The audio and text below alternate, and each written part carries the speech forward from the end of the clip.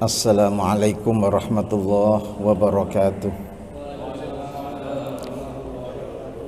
Bismillahirrahmanirrahim. Alhamdulillahi rabbil alamin. Salatu wassalamu ala afdalil anbiya'i wal mursalin Nabiyyina Muhammadin wa ala alihi wa ashabihi ajma'in.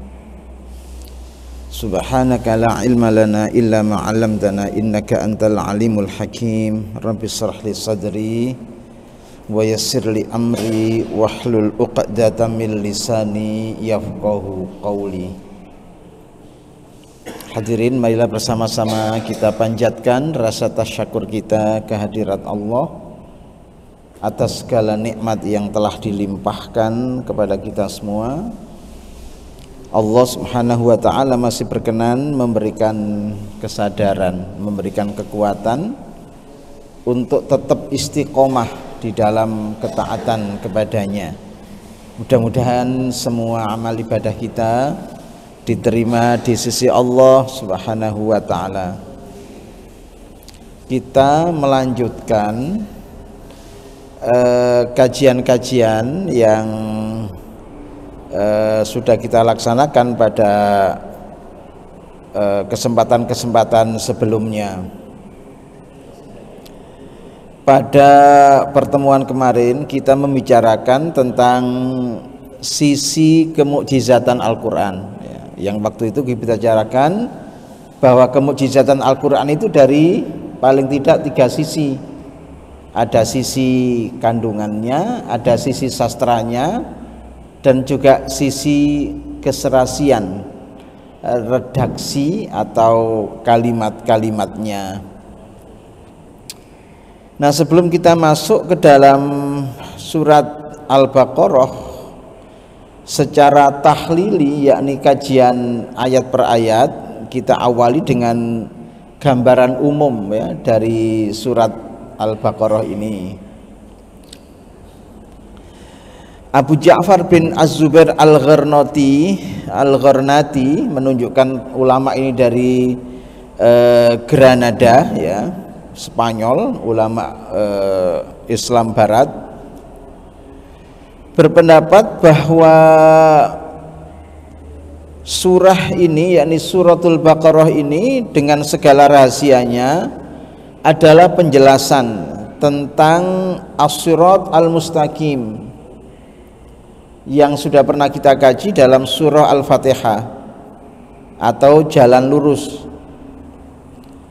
Satu penjelasan yang sempurna, juga penjelasan tentang mulianya orang-orang yang mengambil jalan tersebut dan buruknya orang-orang yang menjauhkan dirinya dari jalan itu, yang kalau kita merujuk kembali kepada surah Al-Fatihah adalah golongan al-maghdub dan golongan ad-dhalin.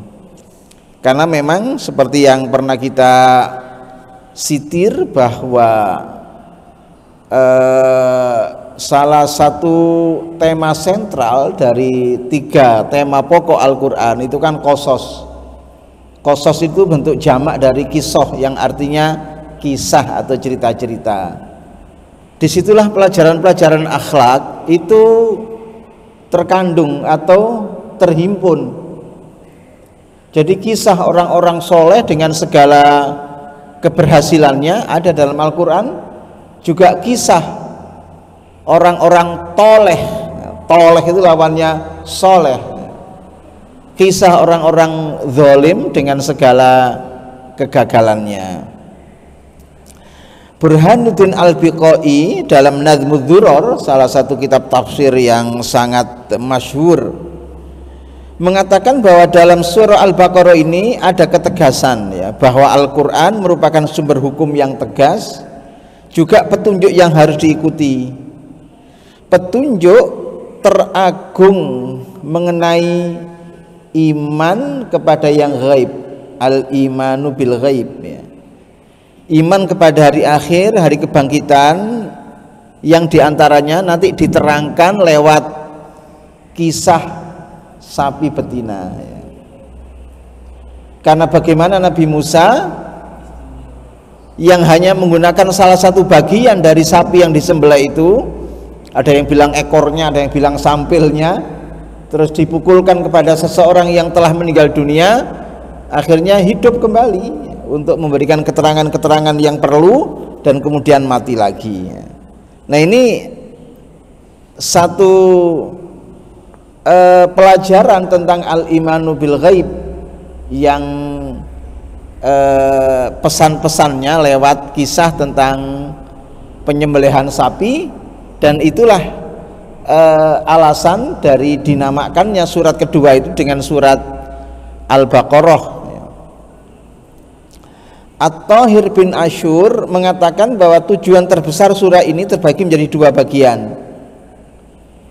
Pertama, untuk menetapkan martabat agama Islam di atas agama-agama terdahulu dan petunjuk tentang norma-norma pensucian jiwa. Hadirin, kita tahu bahwa Islam itu tidak menafikan atau tidak melenyapkan atau tidak menolak ya eksistensi agama-agama samawi yang sebelumnya. Justru dikatakan bahwa Al-Quran ini, Al-Quran agama Islam ini adalah penyempurna agama-agama yang lama. Juga Al-Quran kitab suci penyempurna dari kitab suci sebelumnya. Makanya dalam salah satu ayat dikatakan Quran itu merupakan muhaiminan ya,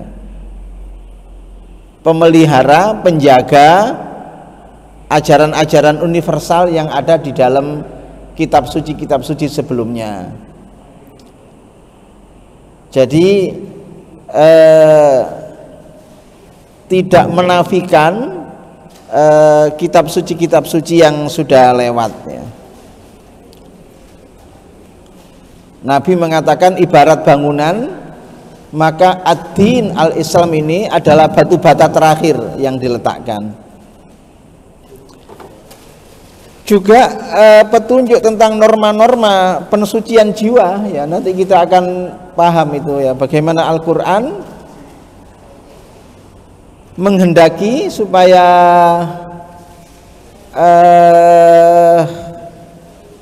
manusia yang lahir dalam keadaan suci ini nanti ketika menghadap Allah kembali kepadanya ya juga dekat-dekat ya dalam keadaan yang seperti itu. Keterangan Kiai Hajid ya, murid dari Kiai Haji Ahmad Dahlan, bahwa dalam ceramah-ceramahnya Kiai Haji Ahmad Dahlan itu banyak bicara tentang proses tazkiyatun nafsi atau pensucian jiwa ini. Yang kedua, untuk menjelaskan hukum-hukum syariat dan maslahatnya kepada umat. Kenapa seperti itu? Karena hukum syariat itu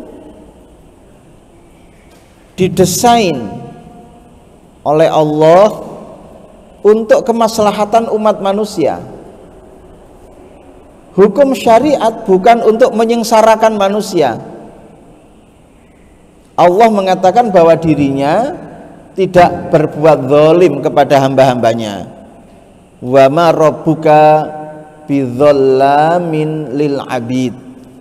Tuhanmu itu tidak berbuat zalim kepada hamba-hambanya. Sehingga kita harus husnudzan billahi ta'ala, berbaik sangka kepada Allah bahwa jika hukum agama ditegakkan maka pasti tercipta kemaslahatan. Seperti itu ya. Wallahu ya'lamu haitsu yaj'alu risalatah. Ya. Allah Maha tahu ketika Ia mendesain risalahnya.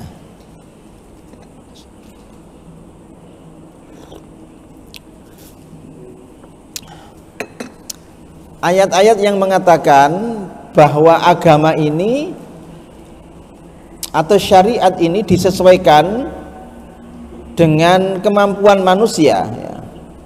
Misalnya ayat mengatakan la yukallifullahu nafsan illa wus'aha.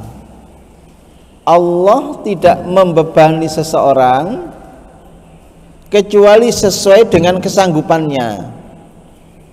Bukan berarti terus saya ini Pak sanggupnya ya hanya sholat maghrib sama isya, kalau yang lainnya itu tidak sanggup, tidak apa-apa. Oh, bukan begitu.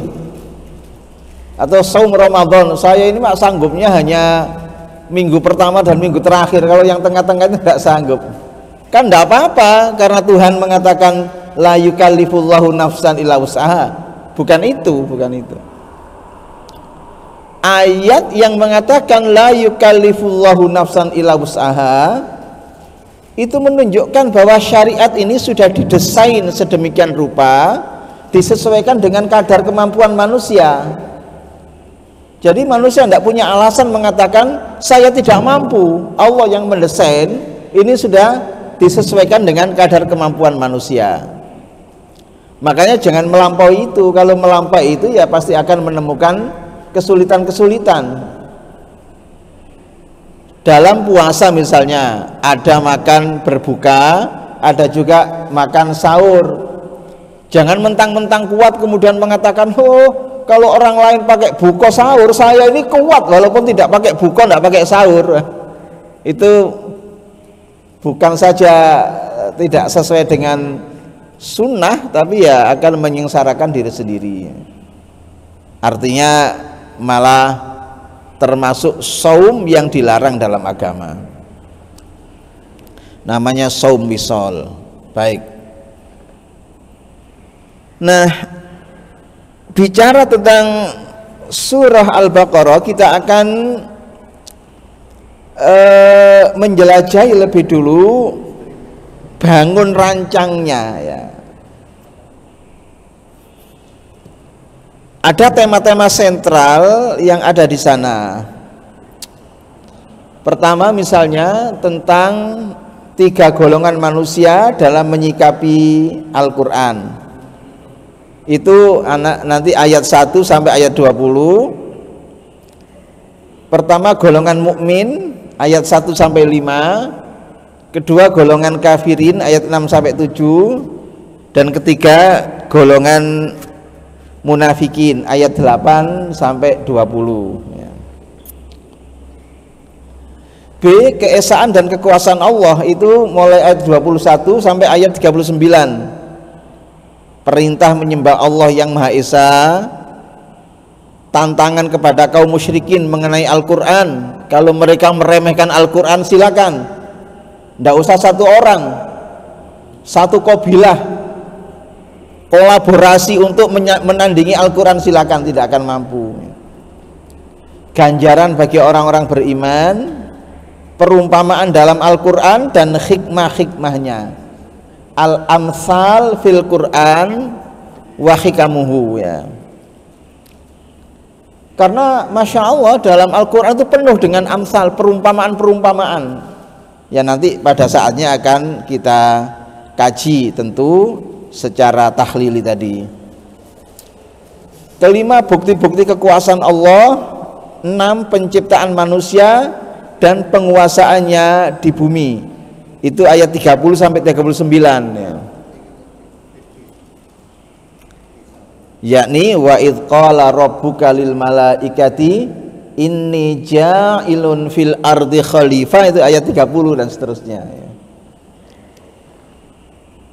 Yang C, peringatan Allah SWT kepada Bani Israel ya. Hadirin, asal diketahui bahwa Israel itu merupakan nama lain dari Nabi Yakub. Jadi Israel itu nama lain dari Nabi Yakub. Kalau orang mengatakan Bani Israel, maksudnya adalah Bani Yakub, anak-anaknya Nabi Yakub. Anak-anaknya Nabi Yakub ada berapa orang? Ada berapa orang anak-anaknya Nabi Yakub itu? Ya. 12 orang. Dari mana tahu? Dari cerita Nabi Yusuf ya. Nabi Yusuf mengatakan, ya abati inni ra'aitu ahada asyara kaukaban wasyamsa wal qamara ra'aituhum li sajidin. Ayah, saya mimpi melihat 11 bintang, matahari, rembulan, semuanya sujud menghormat kepadaku.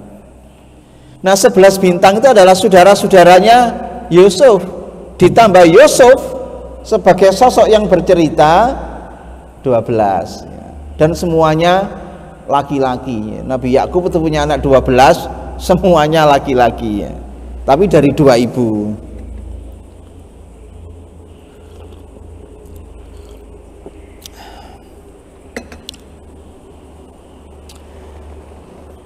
Nah, angka 12 ini nanti terus muncul dalam cerita-cerita Bani Israel. Jadi ketika Musa meninggalkan Mesir, nyebrang laut, maksud saya meninggalkan meninggalkan Mesir, nyebrang laut, itu menuju padang pasir Tih, itu membawa 12 bendera. Masing-masing bendera itu satu suku Bani Israel. Karena nanti ada proses berputar-putar di padang pasir Tih, namanya yatihuna fil ard. Itu karena padang pasir yang mereka keliling itu namanya padang pasir Tih, atihu. Sehingga angka 12 ini muncul, ya. Fan fajarat min husnata asyrata aina qad alima kullu unasin masyrabahum, memancar. Ketika wa'idis tasko gitu ya, ketika Musa minta air kepada Tuhan untuk Bani Israel yang kehausan, Allah mengatakan fadrib bi asokal hajar, ya, pukulkan tongkatmu hai Musa ke arah batu. Kemudian fan fajarat min husnata asyrata aina, memancar dari batu itu 12 mata air, di mana tiap-tiap suku itu mengetahui dia memperoleh 1 mata air. Nah, nanti ya, tadi kembali kepada putra Nabi Yakub yang berjumlah 12, ada 12 suku. Dari jalur Yusuf ya tentu muncul suku Yusufi, dari jalur Binyamin muncul suku Binyamini, dari anak tertua namanya Yahuda itu muncul suku Yahudi. Itu yang paling betik Yahuda itu. Sehingga ketika Allah bicara tentang nikmat yang diberikan kepada mereka, pasti disebut Bani Israel. Tapi ketika Al-Quran menceritakan pelanggaran-pelanggaran mereka, disebut Yahudi. Jadi kapan disebut Yahudi, kapan disebut Bani Israel, itu ada maksudnya. Ketika Al-Quran menceritakan tentang nikmat Allah yang diberikan kepada mereka, disebut Bani Israel. Tapi ketika Al-Quran mengungkap kejahatan-kejahatan mereka, disebut Yahudi.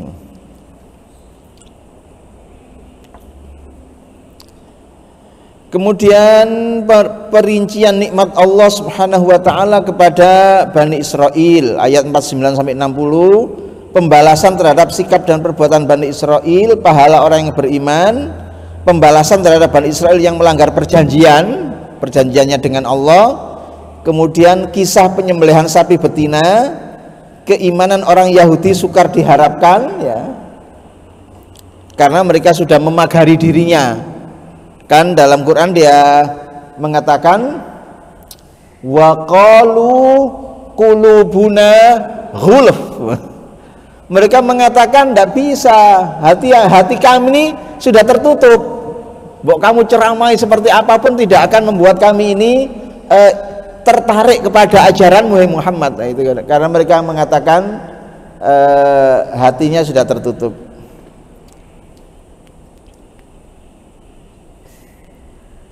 Dan mengatakan bahwa mereka lebih tinggi derajatnya daripada manusia yang lainnya. Nah, itu salah satu faktor kenapa mereka sulit memperoleh petunjuk.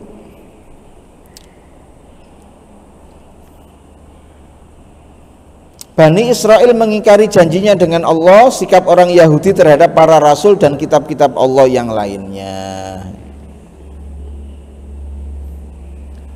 Nah, ini penyembelihan anak sapi yang dilakukan bangsa Yahudi merupakan tanda kecenderungan mereka kepada benda. Bukan penyembelihan keliru itu ya, penyembahan.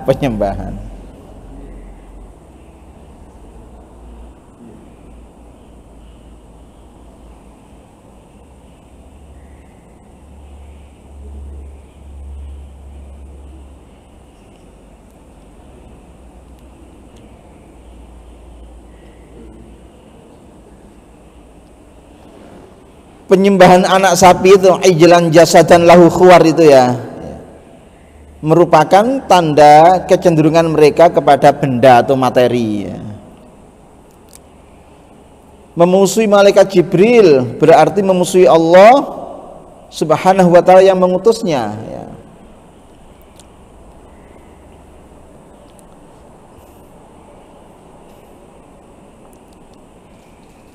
Tuduhan orang Yahudi terhadap Nabi Sulaiman, nah, itu apa namanya, terkait sihir ya, terkait sihir. Wa ma kafara Sulaimanu itu ya, walakin kanu apa namanya itu ya,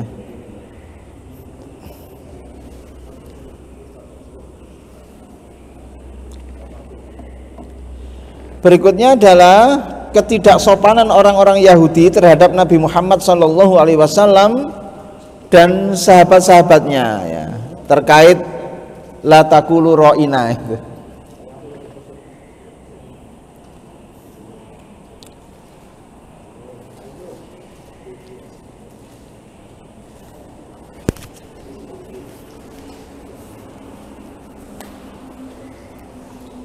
Menasahkan suatu ayat adalah urusan Allah Subhanahu wa ta'ala. Tindakan-tindakan menghalangi ibadah, larangan mengikuti Yahudi dan Nasrani, perjanjian dengan Nabi Ibrahim ayat 129, 124, 129, dan agama Nabi Ibrahim alaihissalam ya.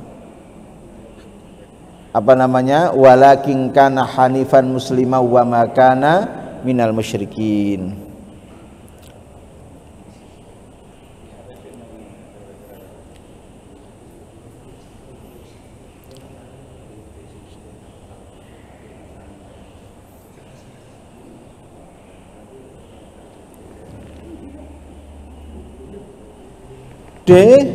Ka'bah adalah kiblat bagi seluruh umat Islam. Itu kan yang pernah kita jelaskan juga atau kita singgung lah.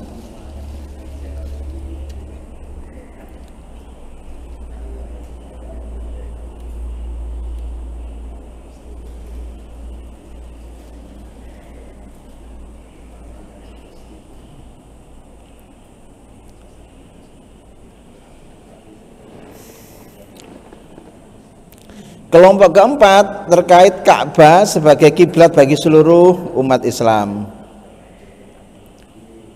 Hadirin, seperti yang pernah kami sampaikan bahwa dakwah Nabi itu kan ada dua fase. Ada fase sebelum hijrah namanya fase Makkiyah, dan fase setelah hijrah namanya fase Madaniyah. Nah, terkait dengan sholat, kiblat pertama umat Islam itu adalah Baitul Maqdis yang ada di Palestina. Nah, Palestina itu sana utaranya Madinah. Ketika Nabi SAW masih berada di Mekah, beliau sholat di sisi selatannya Ka'bah, sehingga dengan begitu beliau menghadap dua kiblat. Ya, menghadap Ka'bah juga menghadap Baitul Maqdis yang ada di Palestina. Setelah hijrah ya tidak bisa karena posisi Nabi di Madinah, sehingga Nabi sholat menghadap utara, menghadap Baitul Maqdis, membelakangi Ka'bah. Kira-kira antara 15 sampai 16 bulan. Selama itu pula Nabi berdoa kepada Allah agar kiblat sholat itu tidak mengarah ke utara tapi mengarah ke selatan, yaitu kepada Ka'bah yang ada di Masjidil Haram. Nah, Allah mengabulkan doa Nabi itu pada ayat 142 itu.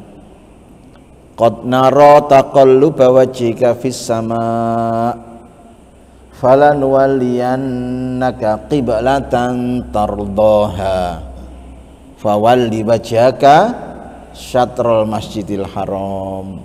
Itu ayat yang menandai bahwa kiblat umat Islam adalah Ka'bah yang ada di Mekah.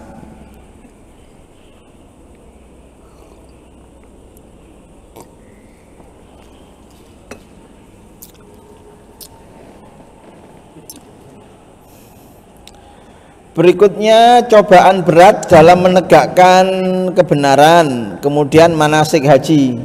Al-hajju asyurun ma'lumat itu. Laknat terhadap orang-orang yang menyembunyikan ayat-ayat Allah Subhanahu wa taala ya. Allah yang berkuasa dan menentukan makanan yang halal dan yang haram. Itu ayat 172 sampai 179. Kemudian pokok-pokok kebajikan, kisos dan hikmahnya, walakum fil kisosi hayatun ya ulil albab itu. Wasiat ayat 180, ya ayyuhalladzina amanu idza hadara ahadakumul mautu intaraka khairan al wasiyatu lil walidani wal aqrabin, itu 180 ya. Kemudian puasa 183 sampai 188, ya ayyuhalladzina amanu kutiba alaikumus siyamu kama kutiba alal ladzina min qablikum la'allakum tattaqun. Kemudian berjihad dengan jiwa dan harta pada jalan Allah. Ada haji lagi. Kemudian 13 perbuatan orang-orang munafik. Hikmah diutusnya para rasul dan berbagai cobaan para pengikutnya. Karena semua orang itu dicoba, dan paling beratnya cobaan adalah orang-orang beriman, paling berat lagi adalah para nabi dan para rasul. Berikutnya bicara tentang beberapa hukum syariat. Orang-orang yang berhak diberi nafkah. Hukum perang dalam Islam. Khamr, judi, harta yang dinafkahkan dan pemeliharaan anak yatim. Itu mulai, maksudnya haramnya khamr, haramnya judi 219 sampai 220 ya. Kemudian pokok-pokok hukum perkawinan, perceraian dan penyusuan itu 221 sampai 237. Kewajiban mengerjakan sholat khauf, wasiat untuk istri dan mut'ah, maksudnya untuk istri yang dicerai ya. Mut'ah itu juga untuk istri yang dicerai. Mut'ah itu artinya pesangon ya. Kemudian kewajiban jihad dan mengeluarkan harta di jalan Allah. Kelompok 6, nah ini yang tentang rasul-rasul dan kekuasaan Allah Subhanahu wa taala. Keistimewaan dan perbedaan derajat rasul-rasul. Hadirin, memang para rasul itu memiliki derajat yang berbeda-beda. Saya punya pengalaman ceramah di satu tempat ya. Yang hadir itu adalah AMM ya, Angkatan Muda Muhammadiyah. Saya awali ceramah saya seperti biasanya, wassalatu wassalamu ala asyrafil anbiya'i wal mursalin. Kan biasa buka ceramah seperti itu. Itu langsung ada yang angkat tangan bertanya, Ustadz, tanya, loh materinya belum saya sampaikan kok semangat tanya. Itu loh Ustadz, tadi kan jenengan bilang wassalatu wassalamu ala asyrafil anbiya'i wal mursalin. Salawat dan salam mudah-mudahan tersampaikan kepada paling mulianya nabi dan rasul, Nabi Muhammadin, Nabi kita Muhammad sallallahu alaihi wasallam, atau Sayyidina Muhammad dan seterusnya.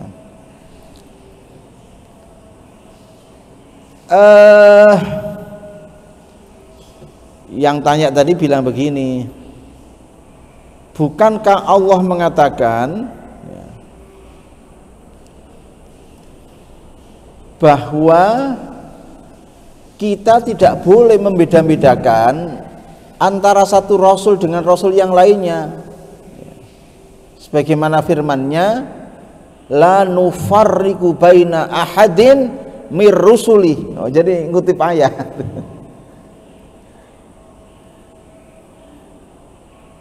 Kita tidak boleh membeda-bedakan di antara rasul-rasul Allah. Ya benar, ayat yang dibaca itu. La nufarriqu baina ahadin mir rusulihi wa qalu sami'na wa ata'na, itu ya. Nah, itu saking semangatnya hafal satu ayat sudah berani debat ustadznya. Beda di tempat lain yang hafal 30 juz saja tidak berani mendebat kiainya. Kalau AMM hafal satu ayat saja berani debat ustadznya.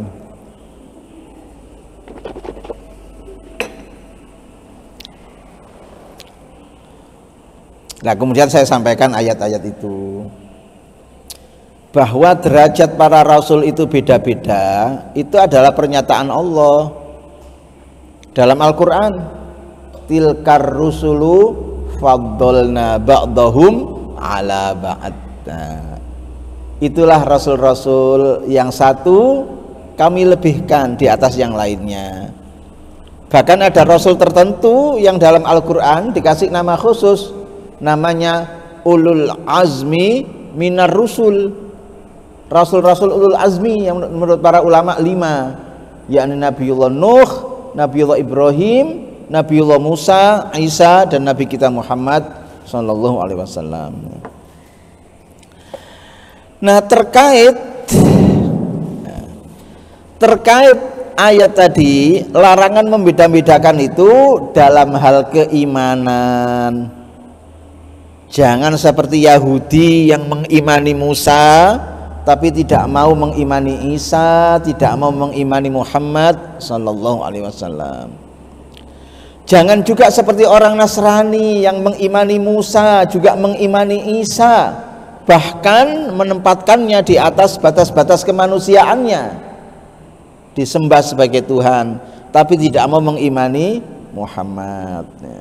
Ajaran Al-Quran, semua rasul yang namanya disebutkan di dalam Al-Quran itu wajib diimani eksistensinya, bahwa Allah pernah mengutus seorang rasul yang bernama Nuh, itu wajib, namanya al-iman birrusul. Nah, itu adalah keistimewaan dan perbedaan derajat rasul-rasul tadi. Jadi larangan membeda-bedakan itu adalah dalam hal keimanan, ya, seperti yang tadi kami jelaskan. Tapi kalau para rasul itu berbeda-beda, iya, faktanya kan tadi ada ayat tilkar rusulu faddolna ba'dahum ala ba'd. Anjuran membelanjakan harta, kemudian ayat kursi 255.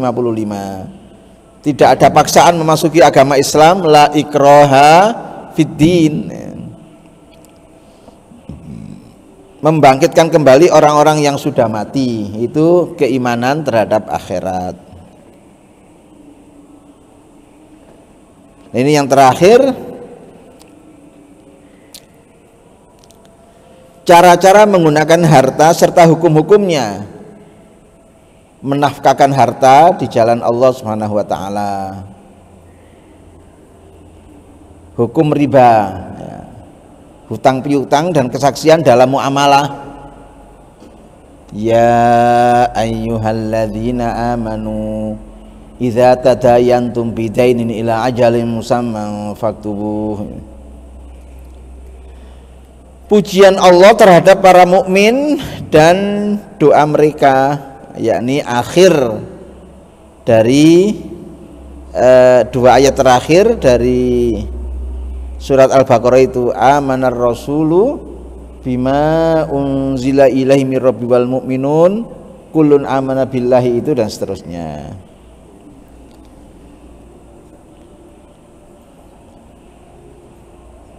Sampai Rabbana la tu'akhidna in nasina wa akhtana, Rabbana wa la tahmil alaina isran kama hamaltahu 'alal ladzina min qablina Rabbana wa la tuhammilna ma la taqata lana bih, dan seterusnya.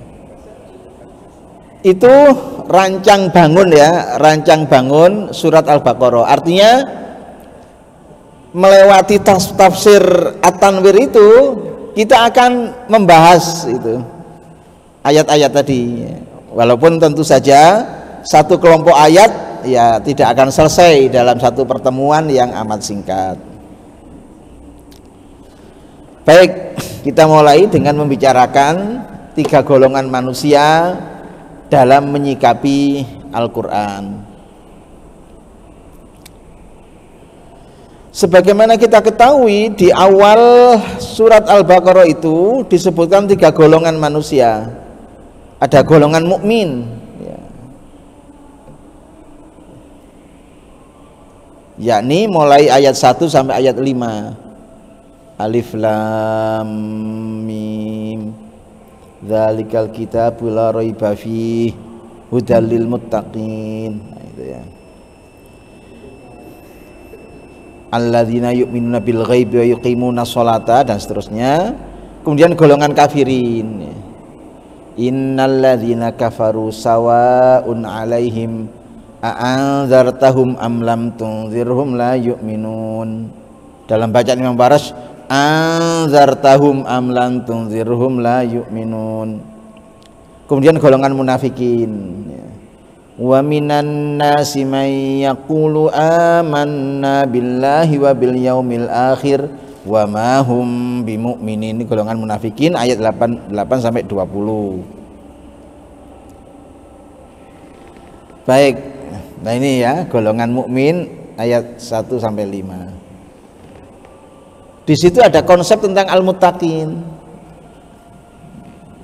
Karena ayatnya mengatakan dzalikal kitabu la raiba fi hudan lil muttaqin. Ya kalau bacanya secara mujawad hudal lil muttaqin, namanya idgham bila gunnah ya.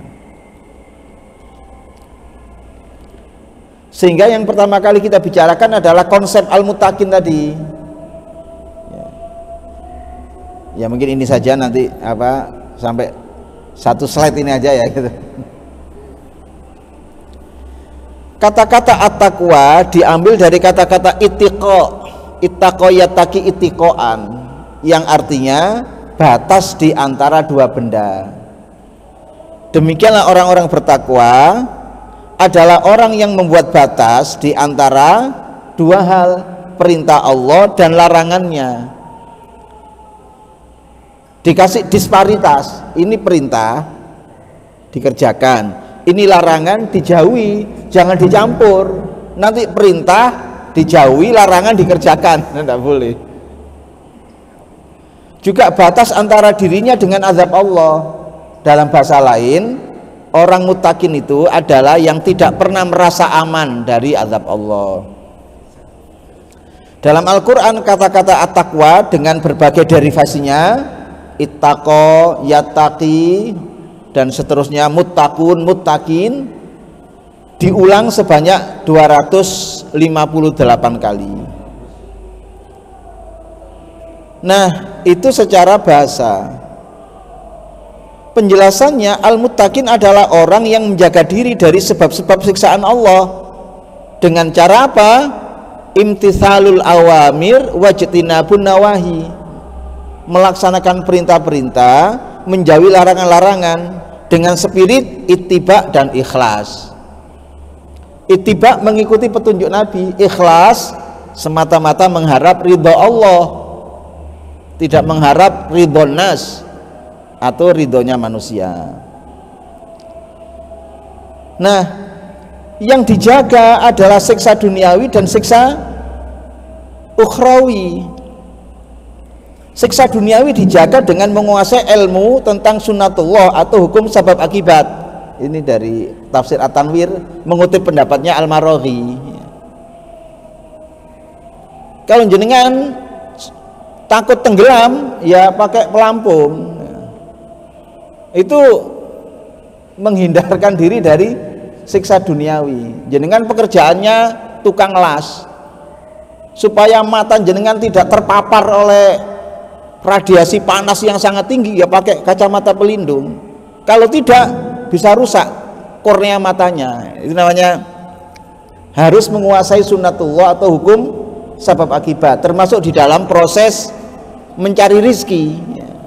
Kalau soal barokah tidak barokah itu nanti urusan lain. Gampangannya kalau jenengan mancing pakai cacing, ya dapatnya iwak jair. Kalau mancingnya iwak jair, ya dapatnya iwak kakap yang gede-gede. Itu hukum sebab akibatnya.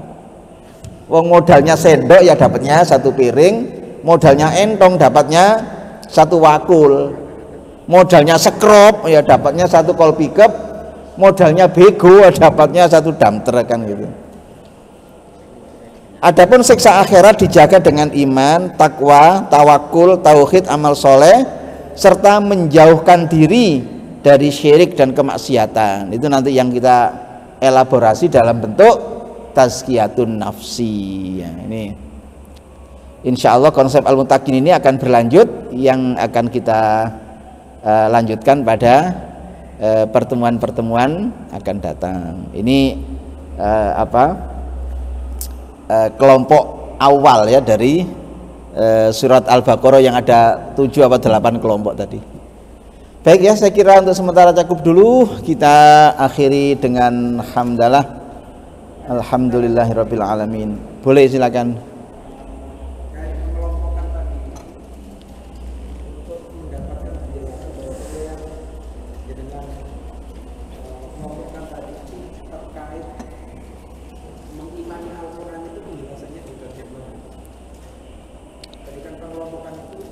Oh ada kan nanti di ayat ini ada yu'minuna bil ghaib ya. Dari yu'minuna bil ghaib itu apa namanya, wa yuqimunas sholata wa mimma razaqnahum yunfikun walladzina yu'minuna bima unzila ilaika. Nah itu bicara tentang mengimani Al-Qur'an. Wa ma unzila min qablika wa bil akhirati hum yuqinun, itu bicara tentang beriman kepada Al-Quran, juga iman kepada kitab-kitab suci sebelumnya. Lah pengelompokan itu saya bikin sendiri ya, tentu tidak bisa apa namanya karena Al-Quran itu ya bukan skripsi yang disusun secara sistematis begitu ya, sehingga yang ini ada di sana ada di sini. Jadi kalau bicara apa namanya mengimani kitab suci, yaitu rincian dari ayat 1 sampai 5 tadi kan ya. Wa mimma razaqnahum yunfikun walladzina yu'minuna bima unzila ilaika, lah itu kepada Al-Qur'an. Wa ma unzila min qablika, lah itu terkait kitab-kitab suci sebelum Quran. Karena nanti iman kepada ghaib itu ada ghaib relatif, ada juga ghaib absolut ya. Iman kepada Nabi itu ghaib relatif. Bagi kita Nabi Muhammad itu ghaib, tidak pernah ketemu. Tapi bagi sahabat-sahabat beliau yang waktu itu sezaman ya tidak ghaib, karena bisa diindra. Tapi kita beriman. Pernah ada orang yang diutus oleh Allah untuk menyelamatkan dunia, namanya Muhammad bin Abdullah shalawatullahi alaihi. Tayyib, aqulu qouli hadza wa astaghfirullahaladzim li wa lakum. Wassalamualaikum warahmatullahi wabarakatuh.